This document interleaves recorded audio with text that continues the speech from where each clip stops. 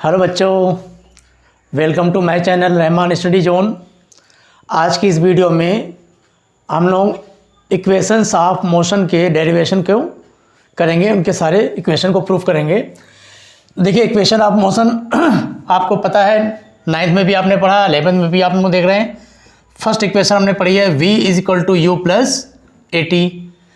Second equation s = ut + half at²। And third equation v² = u² + 2as। ये तीन equation of motion होती हैं। इन तीनों इक्वेशन में जो सिंबल इस्तेमाल हुए हैं उन सिंबल्स के बारे में आपको जानकारी होनी चाहिए। u क्या चीज़ इसमें होता है, v क्या होता है, a क्या चीज़ है और s क्या चीज़ है, t। u क्या होता है, इनिशियल वेलोसिटी, किसी भी ऑब्जेक्ट की इनिशियल वेलोसिटी। और इनिशियल वेलोसिटी का मतलब होता है द वेलोसिटी एट t = 0। जब मोशन जहाँ से टाइम की काउंटिंग चालू हो रही है उस चीज़ को हम लोग बोलते हैं इनिशियल वेलोसिटी, यानी एट t = 0। t = 0 पर जो वेलोसिटी होती है कहलाती है इनिशियल वेलोसिटी। v होता है फाइनल वेलोसिटी, और फाइनल वेलोसिटी का मतलब है आफ्टर टाइम t, जितनी देर के बाद आपको पता करना है, after time t, after a given time t। तो मान लो किसी ऑब्जेक्ट की इनिशियल वेलोसिटी u है, उसमें एक्सीलरेशन लगाया गया, आफ्टर टाइम t आपको वेलोसिटी पता करनी हो तो उसके लिए फर्स्ट इक्वेशन का इस्तेमाल किया जाता है v = u + at। और वो ऑब्जेक्ट t डिस्टेंस में कितनी डिस्टेंस कवर कर चुकी है, कितना उसका डिस्प्लेसमेंट हो चुका है, उसके लिए हम लोग सेकेंड इक्वेशन का इस्तेमाल करते हैं s = ut + हाफ at²। इसी तरह कोई ऑब्जेक्ट मोशन स्टार्ट करता है और s डिस्टेंस जाने के बाद उसकी वेलोसिटी चेंज होकर v हो जाती है, तो जिसमें टाइम नहीं है, थर्ड इक्वेशन देखिए टाइम नहीं है, तो इसमें हम थर्ड इक्वेशन का इस्तेमाल करेंगे। तो u हो गया आपका इनिशियल वेलोसिटी, v हो गया फाइनल वेलोसिटी, a होता है एक्सेलरेशन और s होता है डिस्प्लेसमेंट। इसको ध्यान दीजिएगा, s डिस्प्लेसमेंट होता है, डिस्टेंस नहीं होता। लेकिन जब तक हम लोग लीनियर मोशन पढ़ते हैं, मोशन इन स्ट्रेट लाइन पढ़ते हैं, और उसमें कोई भी ऑब्जेक्ट कंटिन्यू मोशन में आगे ही बढ़ रहा हो, रिवर्स ना आ रहा हो, बैक ना आ रहा हो, तो उस केस में हम इसको डिस्टेंस भी कह देते हैं, तो कोई दिक्कत नहीं होती है। रीज़न ये है कि एक ऑब्जेक्ट यहाँ से यहाँ तक गया, अब बोला जाए इसका डिस्टेंस कितना है, तो ये पाथ लेंगे, पाथ की लेंथ, और बोलता है डिस्प्लेसमेंट कितना है, तो भी हम इनिशियल पॉइंट से लेकर फाइनल पॉइंट के बीच की डिस्टेंस ले जाएगी। इसलिए इस केस में डिस्टेंस और डिस्प्लेसमेंट सेम है। लेकिन वैसे आपको डिफरेंस मालूम है, डिस्टेंस और डिस्प्लेसमेंट दो अलग अलग क्वांटिटीज़ हैं। डिस्टेंस और डिस्प्लेसमेंट के बारे में पूरा कॉन्सेप्ट क्लियर करना हो तो प्लेलिस्ट में जाकर पहली वीडियो जो इस चैप्टर की आई है मोशन स्ट्रेट लाइन की, उसको देख लें। ठीक है, डिस्प्लेसमेंट तो पता चला कि एस जो है वो डिस्प्लेसमेंट है और टी हो गया टाइम। यानी एक चीज़ ध्यान दीजिए, टाइम को छोड़कर बाकी जो चारों क्वांटिटीज़ हैं, ये चारों की चारों क्वांटिटीज़ वेक्टर हैं। इक्वेशन में टाइम को छोड़कर बाकी सारी क्वांटिटीज़ वेक्टर क्वांटिटी हैं। इसलिए जब इनको न्यूमेरिकल को सॉल्व करेंगे, इस इक्वेशन का यूज़ करते हैं, तो u, v, a और s इन सब के साथ वेक्टर की बातें ध्यान में रखते हुए सिंबल के साथ इनकी वैल्यू को रखा जाता है। कब कौन सी वैल्यू प्लस लेनी है, कब कौन सी वैल्यू माइनस लेनी है। और सिंबल आपको पता है कि जो चीज़ इस तरफ होगी उसको पॉजिटिव मानेंगे, इधर के लिए निगेटिव, ऊपर के लिए पॉजिटिव और नीचे के लिए निगेटिव ली जाती है। तो जब भी इनका इस्तेमाल करेंगे न्यूमेरिकल लगाने में तो इस साइन कन्वेंशन को ध्यान रखेंगे। अब आज बात होनी है इस इक्वेशन को डेरिवेट करने की, इसका डिराइव किया जाए कि इक्वेशन कैसे बना है। तो चलिए एक एक करके इक्वेशन को डिराइव करते हैं। फर्स्ट इक्वेशन हमारी है v = u + at। इस इक्वेशन को हम लोग कैसे डिराइव करेंगे, देखिए पहली इक्वेशन है v = u + at। इस इक्वेशन को डिराइव करने के लिए हम डिफिनीशन से एक्सेलरेशन की जो डिफिनीशन होती है उसको लेके चलेंगे। सपोज कर लो कोई ऑब्जेक्ट अपना मोशन स्टार्ट करता है, इनिशियल वेलोसिटी v u है, उसमें एक्सेलरेशन लगाने पे आफ्टर टाइम t उसकी वेलोसिटी v हो जाती है। उसके लिए फर्स्ट इक्वेशन इस्तेमाल होता है v = u + at। अब देखिए एक्सेलरेशन जो होता है वो हम लोग पढ़ते हैं dv/dt, the rate of change in velocity. और यहाँ पर ये जो एक्सेलरेशन है एक्चुअल में ये कांस्टेंट एक्सेलरेशन के लिए होता है, यानी जब एक्सेलरेशन कांस्टेंट है तो किसी भी टाइम पर एक्सेलरेशन की वैल्यू वही रहेगी। इंस्टेंटेनियस एक्सेलरेशन को हम लोग लिखते हैं dv/dt। तो यहाँ से हम इसको लिख सकते हैं dv = a × dt।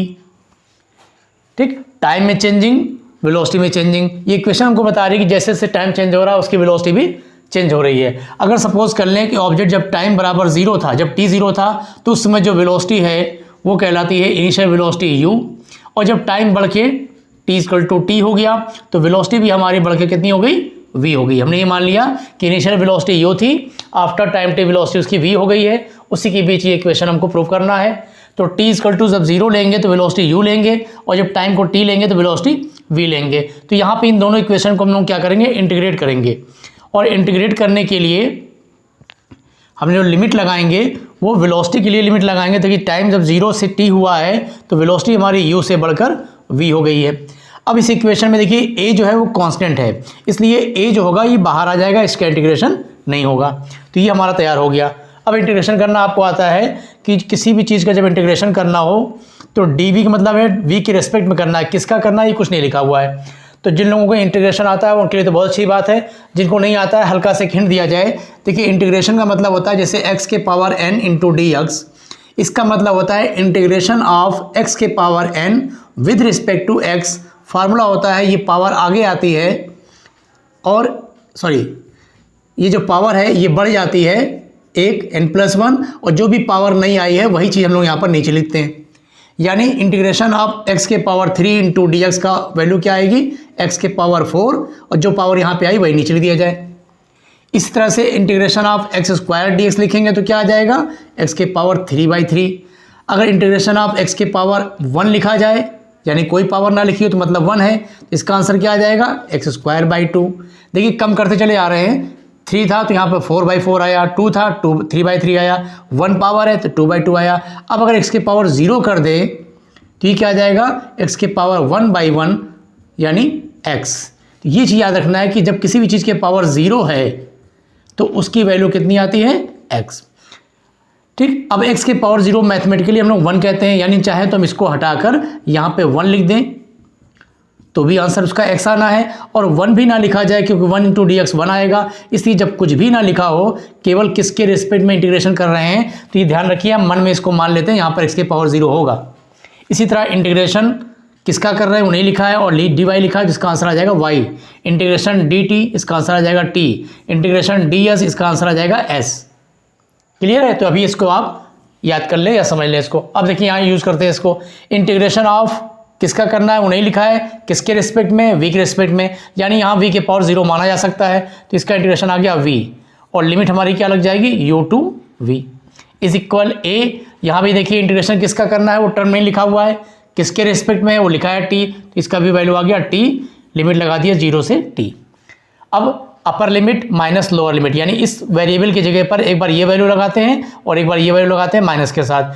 तो इस v की जगह पे v लिखा गया, फिर माइनस इसकी जगह पे u लिखा गया, इज इक्वल a।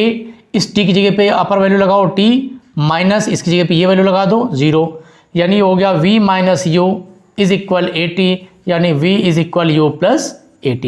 ये हमारी फर्स्ट इक्वेशन डिराइव हो गई, प्रूफ हो गई। ठीक है। अब देखिए सेकेंड इक्वेशन को करते हैं, ये चीज़ यहाँ मिटा दी जाए। चलिए जो सेकेंड इक्वेशन होती है वो होती है s equal to ut plus half at square. s equal to ut plus half at square, यानी कोई भी ऑब्जेक्ट अपना मोशन स्टार्ट करता है, इनिशियल वेलोसिटी u है, आफ्टर टाइम t एक्सेलरेशन लगाने के बाद वो कुछ दूर चला जाएगा तो कितनी डिस्प्लेसमेंट तय करेगा, उसके लिए फॉर्मूला है s equal to ut plus half at square. इस इक्वेशन को प्रूव करने के लिए हम लोग फॉर्मूला वेलोसिटी का लेंगे कि वेलोसिटी इक्वल टू होता है ds/dt। इंस्टेंटेनियस वेलोसिटी जो होती है किसी पर्टिकुलर टाइम पर, उसका formula v equal to ds/dt। तो ds इक्वल टू हो जाएगा v इंटू डी टी। तो ds is equal to v की जगह पर हम फर्स्ट इक्वेशन का यूज़ कर लेंगे, since v is equal to u plus at होता है तो हम इस v की जगह पर लिख दिए u plus at into d T.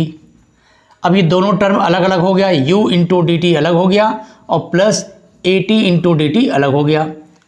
अब देखिए टाइम के साथ साथ टाइम चेंज हो रहा है, टाइम के साथ साथ डिस्टेंस चेंज हो रही है। तो इसमें स्टार्टिंग में क्या लिख लेंगे, जब टाइम 0 था उस समय पोजीशन भी 0 थी, यानी डिस्प्लेसमेंट भी 0 था, और जब टाइम बढ़ के t हो गया तो डिस्प्लेसमेंट हमारा बढ़ के s हो गया।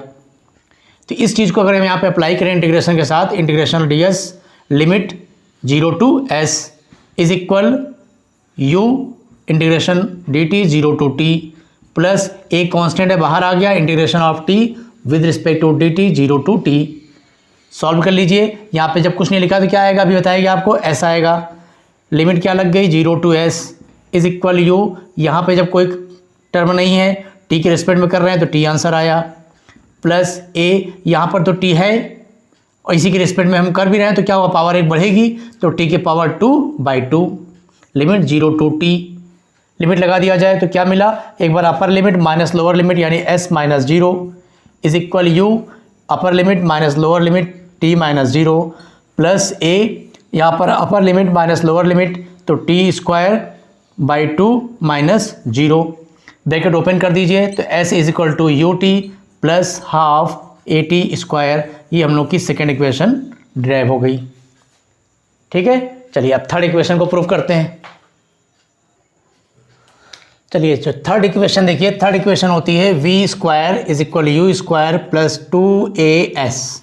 अब हमको इसको डिराइव करना है, तो देखिए अभी तक जो दो इक्वेशन है उसको डिराइव करने के लिए हम लोग इंटीग्रेशन की मदद किए।